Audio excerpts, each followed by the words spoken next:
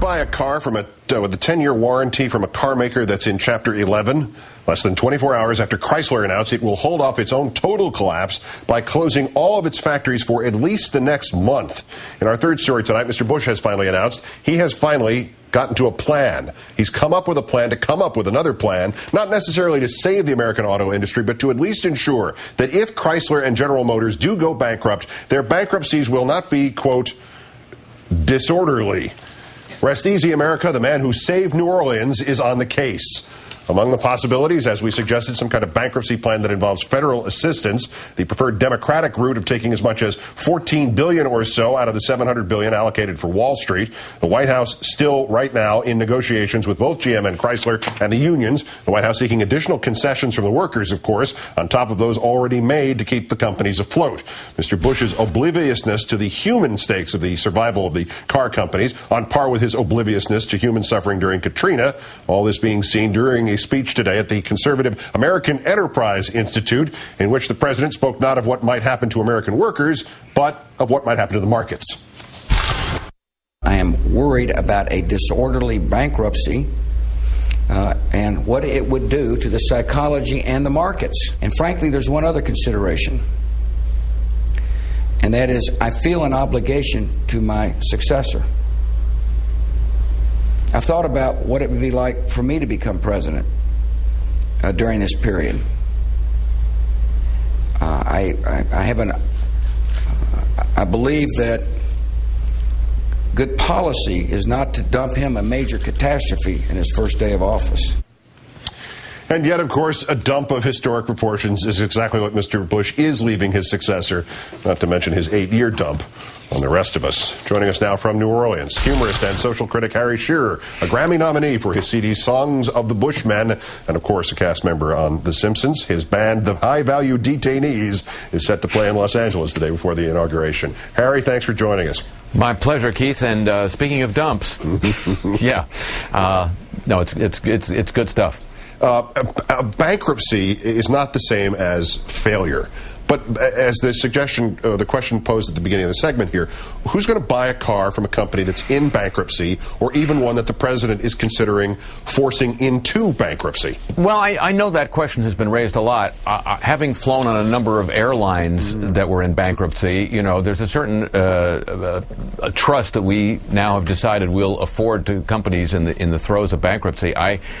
I know that the 10-year warranty is an issue, but when you get on an airplane, you're trusting your life to a bankrupt corporation, and somehow we've all managed to do that. It is hopefully shorter than 10 years, that period of time you're trusting them, though. Yes, it is. What is this? And do you have any insight on this? Because it remains one of the mysteries of the entirety of the fall, even the late summer. What is this continuing and powerful protective streak toward the quote-unquote market, but not toward the working middle class of Detroit or, you know, for that matter, of New Orleans? Well, Keith, the market is where the people in Detroit and New Orleans have to go buy their food. Look, there is an ideology at work here, and I think we saw it most clearly in the big TARP bailout, which is, okay, the problem is these companies are too big to fail, so the solution is, as a price for getting federal aid, get bigger, merge with each other. It's like going to the doctor, you know, you get cured of lung cancer because you were smoking too many cigarettes, and it's prescribed smoking 2 packs a day for you. Is there something dangerous about ascribing this calamity in this industry just to incompetence? There presumably has been some, just as presumably there have been issues with the unions, but don't these become fig leaves at some point that disguise the results of a very conscious, orchestrated ideology at work here, which I guess you sort of touched on here with the idea of making the bigger company when they're too big to fail? Yeah, you know, but I would not go past sort of ordinary politics. I mean, the senators from those southern states, which have BMW and Toyota and Nissan plants in them, gave huge tax, or those states gave huge tax breaks to those companies to lure them down there. I'm sure that there probably were campaign contributions that cycled their way back to those senators in gratitude. That's the American political system writ large or writ huge or writ hume. But you know, that's what we have.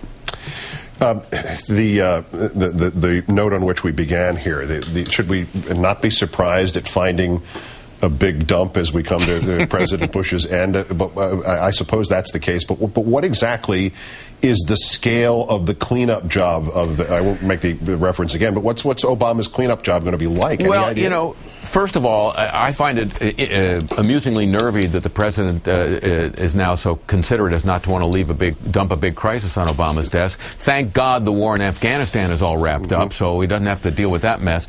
No, I think, you know, I have great respect for the sort of the self-possession of Barack Obama, but it seems to me when regarding the two troublesome wars, shall we say, and the troublesome economy, as well as the troublesome climate, and a few other major problems being dumped on his desk January 20th, that I find it hard to believe that he doesn't go into a secret part of his bedroom and weep in falsetto about 1 o'clock in the morning, just considering this.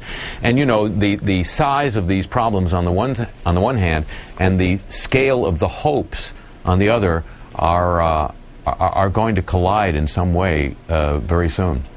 And here is Bush saying simultaneously that he will not leave this great crisis for his successor, and yet really sitting there and blithely almost not only ignoring the human equation in what's happening in the auto industry, but neither is he coming to a decision. Even if it were a decision based entirely on its impact on the markets, at least it would be a decision. This is Nero-like. Yes, it is. But, you know, he is talking slower as he comes to the end. I noticed that at the AEI appearance.